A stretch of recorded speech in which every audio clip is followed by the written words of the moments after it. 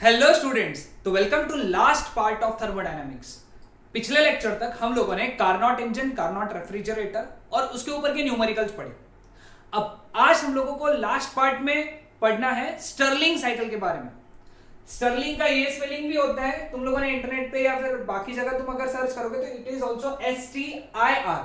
अपने महाराष्ट्र बोर्ड में it is STER, so one and the same thing. Okay, थोड़े से करेक्शंस हैं, तो जो मैं लिखा के दूंगा वो अपने बुक से पढ़ लेना एक बार, और मैं तुमको बताऊंगा कि ये करेक्शन होना चाहिए था वहां पे बुक में अपने महाराष्ट्र बोर्ड के।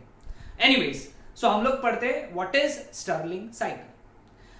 As it was Carnot cycle, कुछ उसी तरीके से स्टर्लिंग नाम के साइंटिस्ट ने भी एक साइकिल बताया, एंड ही सेड दैट कि तुम अगर ये मेथड्स यूज करके या ये प्रोसेसेस करके अगर तुम एक इंजन बनाओगे, so it would be as efficient as it was Carnot cycle, Carnot engine. यानी उसका बोलना था स्टर्लिंग का कि तुम वो चार प्रोसेसेस जो उसने बताए वो कंसिडर करके भी अगर तुम एक इंजन तैयार करते हो तो वो इंजन भी उतना ही एफिशिएंट रहेगा जितना एफिशिएंट कार्नोट इंजन था। तो एक काम करते हैं, रिकैप करते हैं कि कार्नोट इंजन में कौन से प्रोसेसेस थे। कितने प्रोसेसेस थे? 4। उसमें से 2 थे आइसोथर्मल और 2 थे एडियाबैटिक। 2 आइसोथर्मल ऑर्डर कैसा था? Isothermal expansion, adiabatic expansion, isothermal compression and adiabatic compression, है ना? इस तरीके से 2 आइसोथर्मल, 2 एडियाबैटिक। ये किसकी बात थी? कार्नोट की बात थी। लेकिन स्टर्लिंग क्या बोला कि तुम 2 आइसोथर्मल यूज करो और 2 आइसोकोरिक प्रोसेस यूज करो। तो ये 4 प्रोसेस से भी अगर तुम इंजन बनाओगे तो सेम एफिशिएंसी मिलेगा जो कार्नोट को मिला था। कौन से process? Again I will repeat, 2 isothermal और 2 आइसोकोरिक प्रोसेस। ये 4 प्रोसेस है, ऐसे हमको 4 प्रोसेस से इंजन तैयार करना है। Okay, so now let us just start. Okay, हम लोग स्टार्ट करते हैं। सबसे पहली बात, वर्किंग सब्सटेंस क्या होने वाले हैं। इसके अंदर वर्किंग सब्सटेंस यूज हो सकता है एयर, इसके अंदर वर्किंग सब्सटेंस यूज हो सकता है हीलियम। ये गैसेस भी तुम यूज कर सकते हो एज अ वर्किंग सब्सटेंस, है ना? हीलियम ये वर्किंग सब्सटेंस जो एग्जांपल दिए हैं अपने को टेक्स्ट बुक में, एमसीक्यू के लिए इंपॉर्टेंट है, अंडरलाइन करके रख लो। Okay, working substance air, helium. Okay, helium and air, ये वर्किंग सब्सटेंसेस है। ठीक है, प्रोसेसेस कौन से हैं? वापस एक बार repeat, 2 isothermal, 2 isochoric. Sir isochoric यानी क्या? सर ने समझाया है। आइसोकोरिक मतलब वो प्रोसेस जिसमें वॉल्यूम रिमेन्स कांस्टेंट। क्या constant? Volume remains constant. Okay, the process in which volume remains constant is known as isochoric process. और आइसोकोरिक प्रोसेस की पीवी डायग्राम में ग्राफ कैसा आता है? It is graph parallel to pressure axis, है ना? हम लोगों ने पढ़ा है और अभी मैं ड्रॉ करके बताऊंगा तो तुमको ध्यान में आ जाएगा।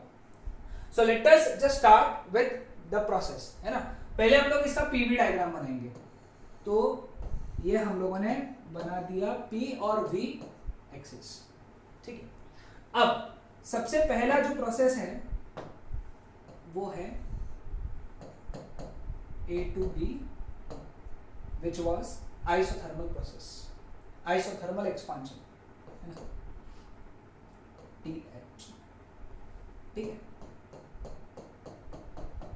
यहां पे वॉल्यूम V1 था, यहां पे वॉल्यूम V2, ठीक है। सो A to B was isothermal expansion.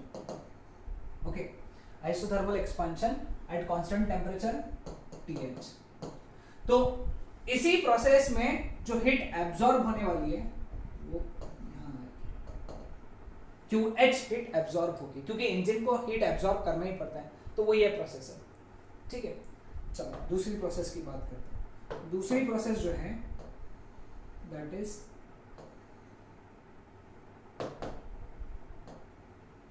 B2C।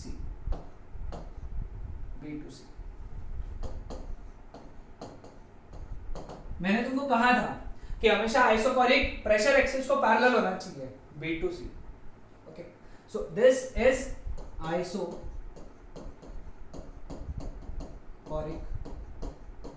Process. हाँ, एक बात ध्यान में रखना, इस आइसोकोरिक प्रोसेस में प्रेशर डिक्रीज हो रहा है, प्रेशर इज डिक्रीजिंग। ये एमसीक्यू के लिए इंपॉर्टेंट है, प्रेशर डिक्रीज हो रहा है यहाँ पे। ओके, वॉल्यूम रिमेन्स कांस्टेंट, तो वर्क नहीं होने वाला है यहाँ पे, वर्क नहीं होगा, बट प्रेशर कम हो रहा है। ओके, वर्क क्यों नहीं होगा यहाँ पे, वर्क डन जीरो होता है इस पार्ट में,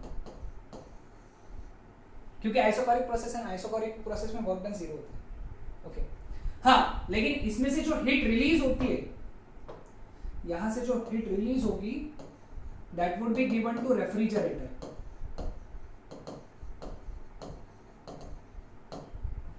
जो हीट रिलीज होगी कौन से प्रोसेस में, बीसी, मतलब that was isochoric process. Okay, now coming on to third process. Third process is C2D. Okay, C2D. C2D is isothermal compression. इसके लिए पीवी डायग्राम बहुत ज्यादा इंपॉर्टेंट है, ये बोर्ड एग्जाम में आ सकते हैं। Okay, isothermal compression. ओके, अब दिस आइसोथर्मल कॉम्प्रेशन, हाँ एक बात ध्यान में, क्योंकि यहाँ पे हीट रिलीज हुई है, हीट रिलीज हुई है तो यहाँ पे टेम्परेचर गिर गया and that temperature became TL या फिर TC भी कह सकते हो इसको, TC। टेम्परेचर गिर गया, क्यों गिर गया टेम्परेचर, क्योंकि हीट रिलीज हो गया ना।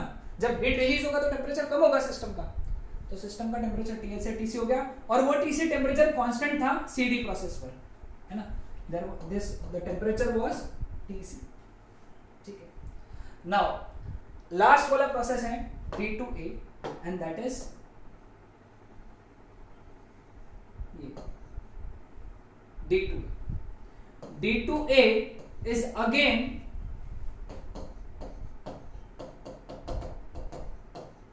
Isochoric process. एक बात ध्यान में रखना, आइसोकोरिक में एक्सपांशन या कंप्रेशन गलती से भी मत लिखना। कारण क्या है, क्योंकि बेटा वॉल्यूम कांस्टेंट है, तो वॉल्यूम बढ़ रहा है या कम हो रहा है, क्योंकि एक्सपांशन कब होता है जब वॉल्यूम बढ़ता है, और कंप्रेशन कब होता है जब वॉल्यूम कम होता है। यहाँ वॉल्यूम कांस्टेंट है, नहीं तो तुम लिख लोगे isochoric expansion and isochoric compression, नहीं ऐसा नहीं है ना। तो D2A में प्रेशर बढ़ रहा है, प्रेशर बढ़ रहा है। ओके, प्रेशर बढ़ रहा है, हीट अंदर आ रही है, हीट अंदर आएगी, प्रेशर बढ़ेगा और टेम्परेचर भी TC से TH होता चला जाएगा। हाँ, यहाँ हम लोग एक चीज रह गए थे, वो यहाँ पे या आइसोकोरिक प्रोसेस में हीट रिलीज होगी, और हीट रिलीज होगी QC। ओके, कितनी हीट रिलीज होगी QC, क्लियर, समझ में आया सबको। तो ये स्टर्लिंग साइकिल था। तो स्टर्लिंग साइकिल एक्सप्लेन करना है तो पहले वर्किंग सब्सटेंस के बारे में बात करो, उसके प्रोसेसेस के बारे में बात करो। ओके, और एक पीवी डायग्राम बनाओ, ये पीवी डायग्राम बनाना है। ओके, नाउ सबसे इंपॉर्टेंट बात, ये यूज का होगा। ओके, इसका यूज कहाँ देखने मिलता है हमको, ये हमको देखने मिलता है जहां पे क्रायोजेनिक्स यूज होता है। क्रायोजेनिक्स,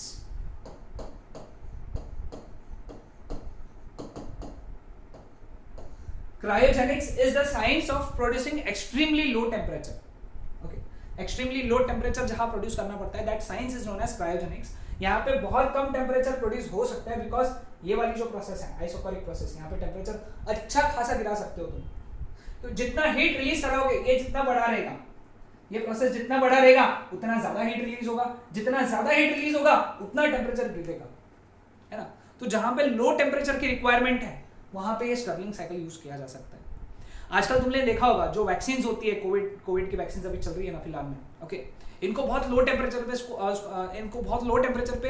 स्टोर करना पड़ता है। ओके, फाइजर की वैक्सीन भी बहुत लो टेम्परेचर पे स्टोर करना पड़ता है।